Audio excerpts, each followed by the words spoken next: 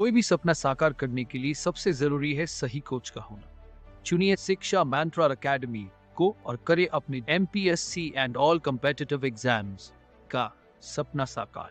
Download the app now. Students, number system पे आपको हमेशा एग्जाम में क्वेश्चंस पूछे जाते हैं। नंबर सिस्टम के बारे में अगर बताया जाए तो नंबर सिस्टम में आपको एक या दो प्रश्न आपके एग्जाम में रहते ही है। तो हम नंबर सिस्टम का जो है संख्या पद्धति का हम बेसिक से एडवांस लेवल तक के जो भी क्वेश्चंस पूछे जाते हैं सारे क्वेश्चंस हम करवाने वाले हैं। ओके, तो देखिए पहला क्वेश्चन क्या कहा गया है। पहली बात तो मैं स्टूडेंट को ये बता देता हूँ कि स्टूडेंट ने जब भी आप क्वेश्चंस आपके सामने आता है, क्वेश्चन को अच्छे से पढ़ने की हैबिट लगाना जरूरी है। ओके, क्वेश्चंस आपको अच्छे से पढ़ना है, फिर ही अच्छे से सॉल्व कर पाते हैं। तो देखिए दोस्तों, क्वेश्चन क्या कहा गया है, अच्छे से हम पहले क्वेश्चन को पढ़ लेते हैं। तो क्वेश्चन में क्या कहा गया है, यहाँ पे देखिए कि दो संख्याओं का योग 75 है। क्या कहा गया है, दो संख्याओं का योग 75 है और उनका अंतर 25 है। क्या कहा गया है, दो संख्याओं का योग जो है वो 75 है और उनका अंतर जो है 25 है। तो दोनों संख्याओं का गुणनफल क्या होगा। ओके, संख्या तो दे रखी नहीं है, बट इन्होंने योग बता दिया है और हमें अंतर बता दिया है और हमें गुणनफल क्या है निकालना है, और दो संख्याओं का गुणनफल निकालना है। ठीक है, तो हम क्या करेंगे, यहाँ पे पहली संख्या मान लेंगे कि पहली संख्या x है और दूसरी संख्या y है। ठीक है, हम मान लेते हैं पहली संख्या x है और दूसरी संख्या y है। अब हम क्या करेंगे, इन्होंने जो दो संख्या दे रखी है तो यहाँ पे हम क्या करेंगे, x प्लस y बराबर 75, क्योंकि इन्होंने क्या कहा है, यहाँ पे योग दे रखा है, योग दे रखा है तो इसका पहला समीकरण हमारा बन गया x प्लस y बराबर 75। ओके, ये हमारा पहला समीकरण बन गया दोस्तों। और दूसरा जो समीकरण है वो कैसे बनेगा, x माइनस, यहाँ पे माइनस आएगा दोस्तों,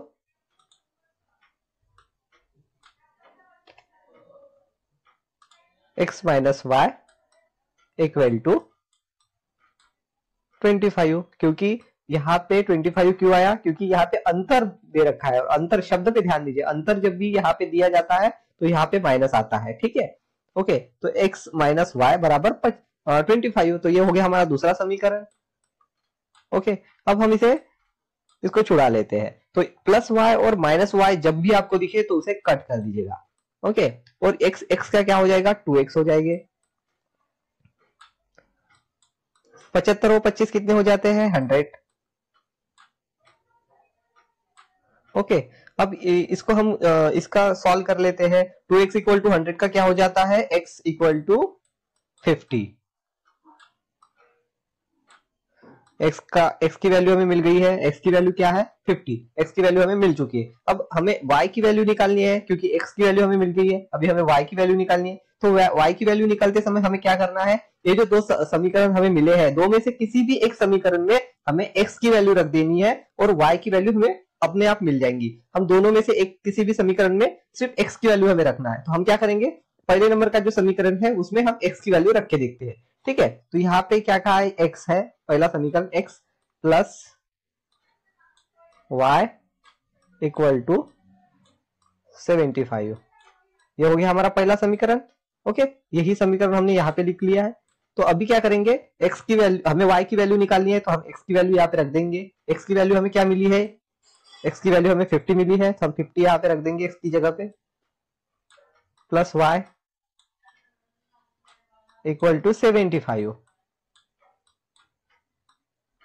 अब हम इसको छुड़ा लेंगे। ठीक है, तो क्या होगा, y यहाँ पे आ जाएंगे 75,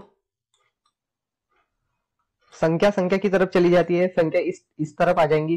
तो यहाँ पे 50 प्लस है तो 50 क्या हो जाएगा, संख्या इस तरफ टर्न हुई तो 50 प्लस है तो 50 क्या हो जाएंगे, माइनस हो जाएंगे। ओके, तो y की वैल्यू यहाँ से हमें मिल जाएंगी, y की वैल्यू क्या है, 75 माइनस 50 कितना हो जाता है, 25। ओके, तो y की वैल्यू हमें मिल चुकी है, ये होगी y की वैल्यू। ओके, तो अभी क्या कहा गया है, प्रश्न में क्या कहा गया है, देखिए गुणनफल निकालना है हमें, गुणनफल यानी कि x और y का गुणनफल निकालना है। तो x की वैल्यू है 50 और y की वैल्यू क्या है 25। तो इसका गुणनफल क्या आ जाएगा, इसका गुणे कर लेते हैं, इसका गुणनफल आएगा 1250। 25 5 125 और ये 0। तो इसका सही आंसर हो जाता है ऑप्शन नंबर बी 1250 इसका आंसर आ जाएगा दोस्तों। तो मैं आशा करता हूँ आपको ये वाला प्रॉब्लम अच्छे से समझ में आया होगा। और नेक्स्ट प्रॉब्लम देखते हैं दोस्तों। तो दूसरा गणित देखिए दोस्तों, दूसरे गणित में क्या कहा गया है, अच्छे से गणित को समझ लेते हैं। पहले तो यदि दो धनात्मक पूर्णांकों का योग 80 है, यदि दो धनात्मक पूर्णांकों का योग 80 है और उनका अंतर 20 है, तो उन संख्याओं का वर्गों का अंतर कितना होगा। तो उन संख्याओं के वर्गों का अंतर पूछा गया है। धनात्मक पूर्णांकों का योग 80 दे रखा है और उनका अंतर जो है 20 दे रखा है। सेम टाइप है, थोड़ा चेंजेस है, ठीक है। अच्छे से सॉल्व करते हैं, गणित को अच्छे से समझ लीजिए पहले तो देखिए दोस्तों क्या कहा गया है। यदि दो धनात्मक पूर्णांकों का योग कहा गया है, तो हम क्या करते हैं, पहले मान लेते हैं वो दो जो संख्याएं है, दो संख्या है, एक संख्या x है और दूसरी संख्या y है। तो दो धनात्मक संख्या पूर्णांकों का योग 80 कहा गया है, तो क्या हो जाएगा यहाँ पे x plus y equal to 80, यहाँ पे 80 आ जाएगा। ओके, और उसके बाद में क्या कहा गया कि उनका जो अंतर है 20 है, तो x minus y equal to 20। अब इसे सॉल्व कर लेते हैं, plus y minus y cancel हो जाएगा। उसके बाद में x क्या होगा, 2x हो जाएगा। 80 प्लस 20 का क्या हो जाता है, 100। और अगर इसे सॉल्व करते हैं 2x इक्वल टू 100 को, तो x इक्वल टू आ जाता है 50। x की वैल्यू हमें मिल चुकी है। ओके, अब x की वैल्यू हमें मिल चुकी है, ये हो गया समीकरण 1, ये हो गया समीकरण 2। तो x की वैल्यू हमें समीकरण 1 या 2 में किसी में भी रखनी है और हमें y की वैल्यू मिल जाएगी। तो यहाँ पे हम सेकंड नंबर के समीकरण में क्या करते हैं, वैल्यू रख देते हैं, x minus y equal to 20। तो यहाँ पे हम x की जगह पे 50 रख देंगे, क्योंकि x की वैल्यू 50 हमें मिल चुकी है, माइनस y। ओके, अब y की वैल्यू क्या आ जाएंगी, यहाँ पे 20 है और ये 50 अगर इधर चले जाते हैं तो ये माइनस 50 हो जाएंगे। यहाँ पे प्लस है तो इधर माइनस हो जाएंगे। ओके, ये 50 है। y की वैल्यू क्या मिली है अपने को, 50 में से 20 चले गए तो यहाँ पे 30 हमें y की वैल्यू मिलती है। ओके, तो x और y की वैल्यू, दोनों की वैल्यू हमें मिल चुकी है, 50 और यहाँ पे 30। ओके, तो 50 का वर्ग कितना आता है, 2500, और 30 का वर्ग जो होता है वो 900, और यहाँ पे माइनस कर दीजिए, आंसर आ जाएगा 1600। तो इसका राइट आंसर हो जाता है ऑप्शन नंबर बी, 1600 इसका राइट आंसर हो जाएगा दोस्तों। तो एक अच्छे से आपको ये समझ में आया होगा। तीसरा नंबर का प्रॉब्लम देखते हैं दोस्तों। प्रॉब्लम में क्या कहा गया है, देखिए पहले तो अच्छे से गणित को समझने की कोशिश कीजिए। क्या कहा गया है यहाँ पे देखिए, यदि कोई संख्या 31 से उतनी ही बड़ी है जितनी वह 75 से छोटी है, तो वह संख्या है। तो वह संख्या हमें निकालनी है, कौन सी संख्या है। तो यहाँ पे क्या कहा गया है, देखिए यदि कोई संख्या 31 से उतनी ही बड़ी है जितनी वो 75 से छोटी है, तो वो संख्या कौन सी है निकालना है। ठीक है, तो किस प्रकार निकालेंगे, देखिए अच्छे से ध्यान दीजिए। तो क्या करेंगे हम, वह संख्या हमें मालूम नहीं है तो हम उस संख्या को समझ लेंगे कि वह संख्या x है। x है तो वो क्या है, 31 से, यदि वो संख्या 31 से उतनी बड़ी है तो हम क्या करेंगे, 31 लिख देंगे यहाँ पे। ओके, उसके बाद में इक्वल टू, और वो 75 से छोटी कहा गया है, तो 75 से छोटी कहा गया है तो हम क्या करेंगे, उस संख्या को 75 से माइनस कर देंगे, माइनस x। ओके, अब इसे सॉल्व कर लेते हैं। x क्या है, यहाँ पे x है, और ये जो माइनस x है, ये माइनस x अगर इधर आ जाता है तो ये क्या हो जाता है, प्लस x हो जाता है। ये जो माइनस x है ये इधर आ गया तो ये क्या हो जाएगा, प्लस x हो जाएगा, सॉरी प्लस x हो जाएगा। इक्वल टू, यहाँ पे क्या होगा, अभी जो 75 है 75 अपनी जगह पे आ जाएंगे, और माइनस 31 है तो यहाँ पे क्या हो जाएगा, ये माइनस 31 है, और इधर जाएंगे तो वो क्या हो जाएंगे, प्लस 31 हो जाएंगे। ओके, अब क्या हो जाएगा, देखिए कि x प्लस x क्या हो जाएंगे, 2x हो जाएगा, प्लस 75 प्लस 31 क्या हो जाता है, तो यहाँ पे 3 और 1 6 हो जाते हैं, और 7 और 3 हो जाते हैं 10, 106। ओके, अब इसे सॉल्व कर लेते हैं। x इक्वल टू 106 अपॉन 2, तो x की वैल्यू हमें मिल जाती है, x की वैल्यू यहाँ पे आ जाती है 53।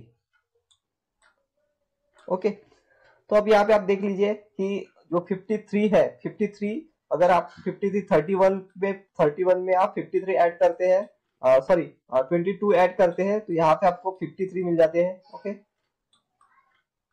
और आप यहाँ पे अगर 75 से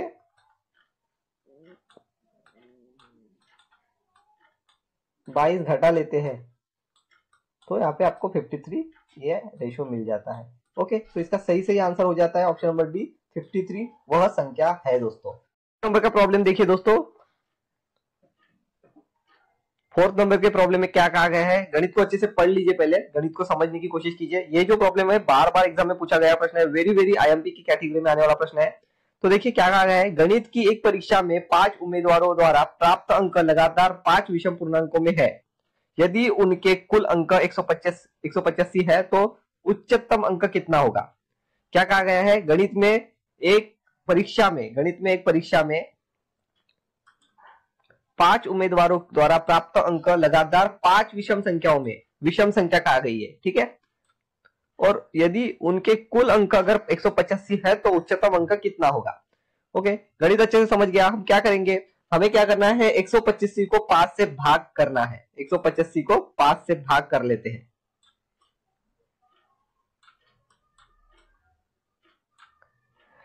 जो नंबर आएगा वो क्या होगा, बीच वाले का नंबर आएगा। ओके, तो 5 तिहाई क्या हो जाएगा, 5 तिहाई 15, 5 तिहाई 15 और 5 सत्ते 35, तो कितना आ जाएगा 37। 5 तिहाई 15 और 5 सत्ते 35, तो इसका आंसर आ जाता है 37। अब ये 37 जो है वो बीच वाले का नंबर हो जाएगा, और ये जो है बीच वाले का नंबर हो गया। तो 37 अगर बीच वाले का नंबर है और यहाँ पे इन्होंने विषम 5 संख्या विषम कही गई है, तो क्या हो जाएगा, 37 के बाद क्या आ जाएगा, 37 है तो यहाँ पे आ जाएगा 39। ओके, और उसके बाद वाली संख्या क्या आ जाएंगी, 41। ओके, इसके इधर की संख्या अगर देखी जाए तो 35